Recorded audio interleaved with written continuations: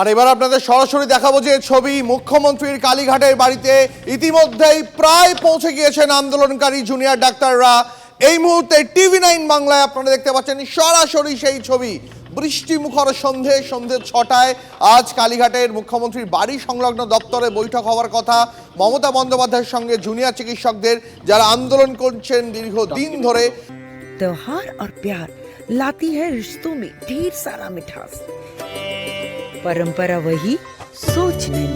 आदि मोहिनी मोहन कांजीलाल। মুখ্যমন্ত্রী মমতা বন্দ্যোপাধ্যায় তিনি এই বৈঠক মুখ্য সচিব চন্দ্রিমা ভট্টাচার্য তাদের সঙ্গে উপস্থিতিতেই সম্ভবত করবেন।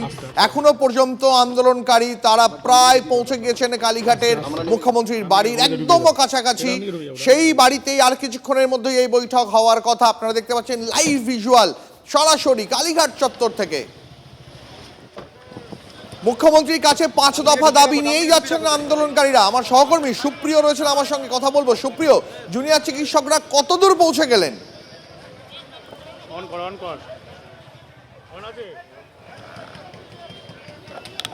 দেখো, এই মুহূর্তে কিন্তু একেবারে কালীঘাটে মুখ্যমন্ত্রীর বাড়ির কাছে আমার ক্যামেরা পার্সন সমরকে বলবো দেখানোর জন্য। আমার পিছনে কিন্তু এই যে বাস, এই বাসে করেই কিন্তু একেবারে সল্টলেক স্বাস্থ্য ভবন থেকে রওনা হয়েছিলেন জুনিয়র চিকিৎসকদের প্রতিনিধি দল, এবং তাদের সেই বাস কিন্তু এসে পৌঁছে গেছেন মুখ্যমন্ত্রীর একেবারে বাড়ির কাছে। কড়া পুলিশি নিরাপত্তার এখানে বন্দোবস্ত কলকাতা পুলিশের তরফ থেকে করা হয়েছে। আর কিছু সময়ের মধ্যেই কিন্তু যে সমস্ত প্রতিনিধিরা এসছেন আন্দোলনকারী জুনিয়র চিকিৎসকদের, তারা বাস থেকে নামবেন এবং তারা মুখ্যমন্ত্রীর বাড়ির দিকে এগিয়ে যাবেন। এবং মুখ্যমন্ত্রীর বাড়ির পাশে যে অফিস রয়েছে সেখানেই কিন্তু আজকের এই বৈঠক হতে চলেছে। এবং এই বৈঠক অত্যন্ত তাৎপর্যপূর্ণ, যা বলার অপেক্ষা রাখে না। কারণ দীর্ঘদিন ধরে যে আন্দোলন চলছে, যে অচল অবস্থা রয়েছে, সেই অচল অবস্থা কতক্ষণের মীমাংসা হয় বা সেই অচল অবস্থা কাটে কিনা সেটাই কিন্তু এখন দেখার।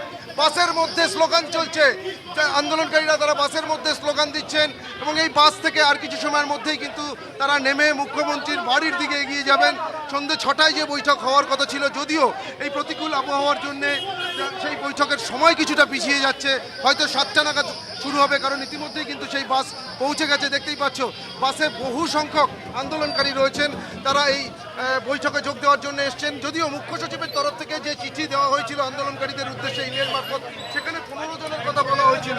এখন এটা দেখার যে সেই 15 জনই কি বৈঠকে যোগ দিতে চান, নাকি আন্দোলনকারীদের তরফ থেকে পাল্টা এর আগে আমরা যেটা দেখেছিলাম প্রায় 30 জন 32 জনের যে বিষয়টা বলা হয়েছিল সেরকম কোনো প্রতিনিধি দল যায়। যদিও যেটা মনে করা হচ্ছে যে এই সংখ্যাটা বোধহয় আজকের এই বৈঠকের ক্ষেত্রে কোনো রকম কোনো প্রতিবন্ধকতা হবে না।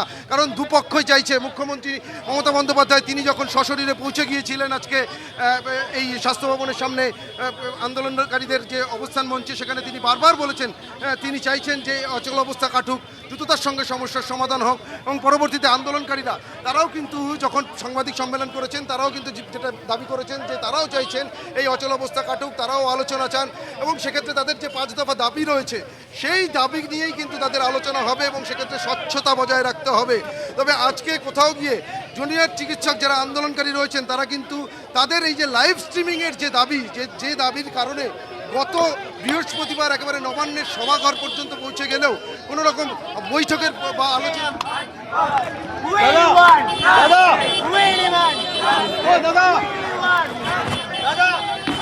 আমরা শুনতে পাচ্ছি এই মুহূর্তে জুনিয়র চিকিৎসক যারা বাসে করে ইতিমধ্যেই কালীঘাটে পৌঁছে গিয়েছেন, তারা বাসের ভিতরে বসেও উই ওয়ান্ট জাস্টিস স্লোগান দিচ্ছে।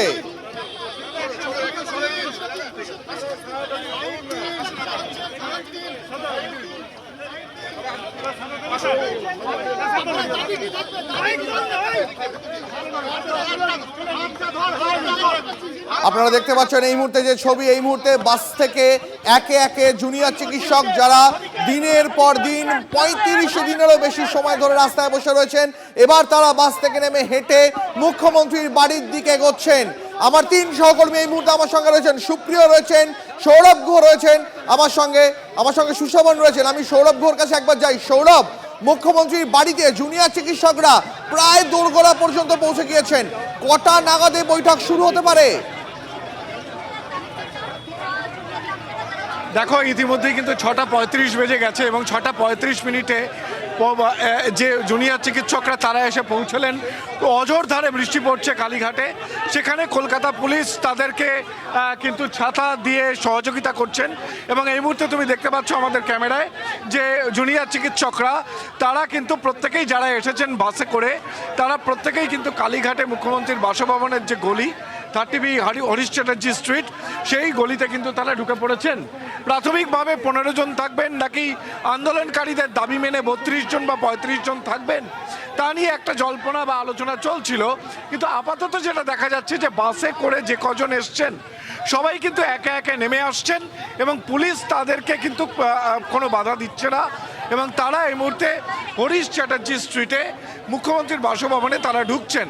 এবং এই ছবিটা তুমি আমাদের ক্যামেরায় দেখতে পাবে এই মুহূর্তে একেবারে, এবং তারা কিন্তু কেউ কোনো মন্তব্য করছেন না। কিন্তু কিছুক্ষণ আগে তারা বাসে বসে উই ওয়ান্ট জাস্টিস যে স্লোগানকে শুরু করে তারা আন্দোলন শুরু করেছিলেন সেই স্লোগান কিন্তু তারা ক্রমাগত দিয়েছেন।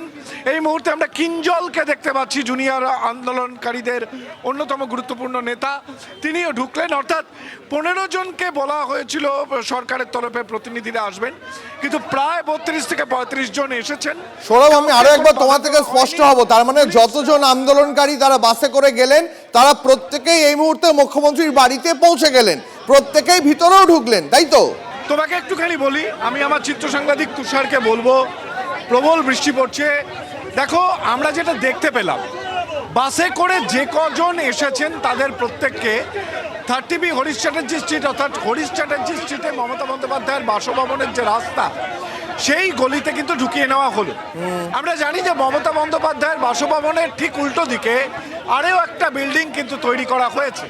এক্ষেত্রে 15 জনকে ঢুকতে দেওয়া হবে, বাকিদেরকে কি বাইরে রাখা হবে নাকি 32 জন বা 35 জন 32 জন বা 35 জন যে কজন আছেন তারা সবাই ঢুকবেন, এটা কিন্তু আমরা বাইরে থেকে এখনো বুঝতে পারছি না। প্রাথমিকভাবে পুলিশ তাদেরকে কোনো বাধা দেননি। বাসে করে যে কজন এসেছিলেন তারা প্রত্যেকে এই মুহূর্তে মুখ্যমন্ত্রীর বাসভবনের রাস্তায় এবং ঠিক। সৌরভ, আমার সঙ্গে থাক, আমি তোমার কাছে আবারও আসবো। তবে এই মুহূর্তে যে ছবি আপনারা সরাসরি TV9 বাংলার পর্দায় দেখতে পাচ্ছেন, আন্দোলনকারীরা স্বাস্থ্য ভবন থেকে বাসে করে যেভাবে নবান্নে পৌঁছে গিয়েছিলেন একইভাবে তারা এবার পৌঁছে গেলেন কালীঘাটেও। এবং আমাদের সহকর্মীরা যেমনটা জানাচ্ছেন, বাস থেকে নেমে তারা প্রত্যেকে মুখ্যমন্ত্রীর বাড়ির একদম সামনে পর্যন্ত তারা পৌঁছে গেলেন পুলিশি কর্ডনের মাধ্যমে। আমার আরেক সহকর্মী সুশোভন রয়েছেন ঘটনাস্থল থেকে, একদম কালীঘাট থেকে সরাসরি। সুশোভনের কাছ থেকে একটু জানবো। সুশোভন, এই মুহূর্তে তার মানে যতজন আন্দোলনকারী স্বাস্থ্য ভবন থেকে বাসে উঠলেন তারা প্রত্যেকে মুখ্যমন্ত্রীর বাড়ি পর্যন্ত পৌঁছে গেলেন।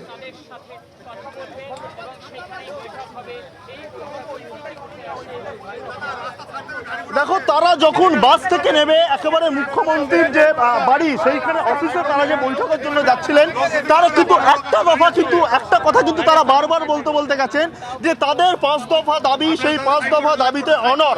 তোমাকে দেখাবো যে ইতিমধ্যেই কিন্তু তাদের যে একেবারে যারা প্রতিনিধিরা এসেছিলেন জুনিয়র ডাক্তারদের, সেই জুনিয়র ডাক্তারদের প্রতিনিধি তারা কিন্তু একেবারে ভেতরে প্রবেশ করেছেন।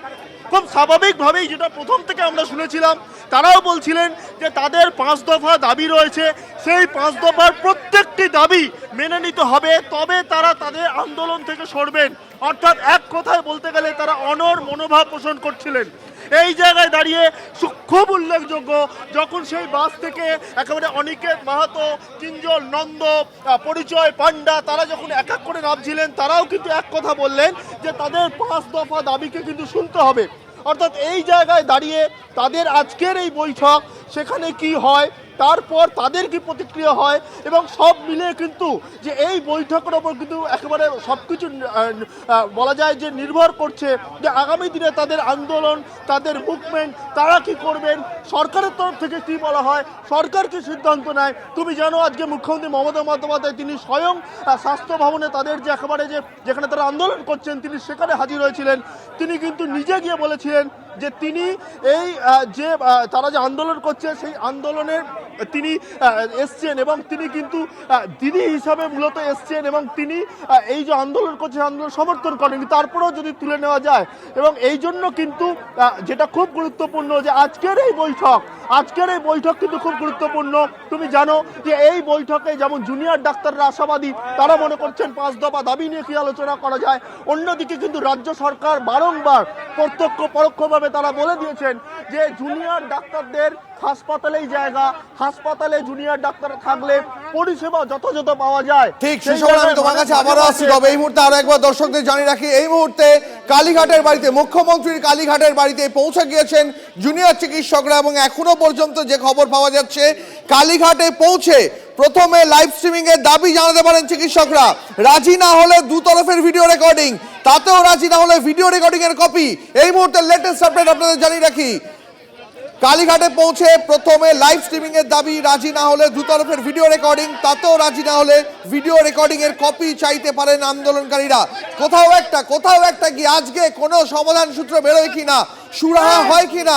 দীর্ঘদিন ধরে রাজ্যের সরকারি হাসপাতালগুলোতে যেভাবে জুনিয়র চিকিৎসকদের আন্দোলনের ফলে একটা প্রভাব পড়ছে বলে বারবার অভিযোগ করছেন মুখ্যমন্ত্রী, স্বাস্থ্যের প্রতিমন্ত্রী, সেই অচলাবস্থা আজকে মেটে কিনা সেদিকেই আমাদের নজর থাকবে। ইতিমধ্যেই চন্দ্রিমা ভট্টাচার্য এবং মুখ্য সচিব তারা পৌঁছে গিয়েছেন কালীঘাটের বাড়িতে। আমার সহকর্মী সুপ্রিয় রয়েছেন, সুপ্রিয়র কাছে যাব। সুপ্রিয়, ইতিমধ্যেই চন্দ্রিমাদি, তার পাশাপাশি মুখ্য সচিব সহ যারা শীর্ষ সরকারি আধিকারিকরা, আমলারা, তারা পৌঁছে গিয়েছেন কালীঘাটে। বৈঠক শুরু হতে আর কতক্ষণের মধ্যে শুরু হবে বলে মনে হচ্ছে? সেটাই কিন্তু এখন তৈরি হচ্ছে। মুখ্যমন্ত্রী মমতা বন্দ্যোপাধ্যায় তিনি অনেকক্ষণ ধরেই প্রস্তুত রয়েছেন।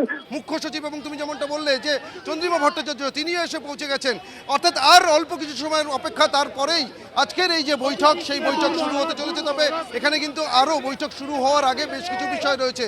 অর্থাৎ আন্দোলনকারী চিকিৎসকরা তারা কিন্তু বারবার যে বিষয়টা বলছিলেন যে 100% স্বচ্ছতা বজায় রাখতে হবে। অর্থাৎ সেক্ষেত্রে তাদের তরফ থেকে ভিডিও রেকর্ডিং করার জন্য কোনো আবেদন জানানো হয় কিনা, যখন তাদের দুপক্ষের মধ্যে আলোচনা চলবে, বা লাইভ স্ট্রিমিংয়ের বিষয় যদিও আজকে তারা কোনোভাবেই কোনো রকম কোনো বিষয় উল্লেখ করেননি, সেক্ষেত্রে ভিডিও রেকর্ডিংয়ের বিষয় তাদের তরফ থেকে কোনো কিছু উল্লেখ করা হয় কিনা সেটাও এখন দেখার। অর্থাৎ এই বিষয় নিয়ে আবার দুপক্ষের মধ্যে কোনো রকম কোনো পরিস্থিতি তৈরি হয় সেদিকে কিন্তু নজর রাখতে হবে। তবে আমরা যেটা জানতে পারছি, আর কিছু সময়ের মধ্যেই এই বৈঠক শুরু হতে চলেছে। কালীঘাটে মুখ্যমন্ত্রীর বাড়ির পাশে যে অফিস রয়েছে সেখানেই কিন্তু যাবতীয় বন্দোবস্ত করা হয়েছে।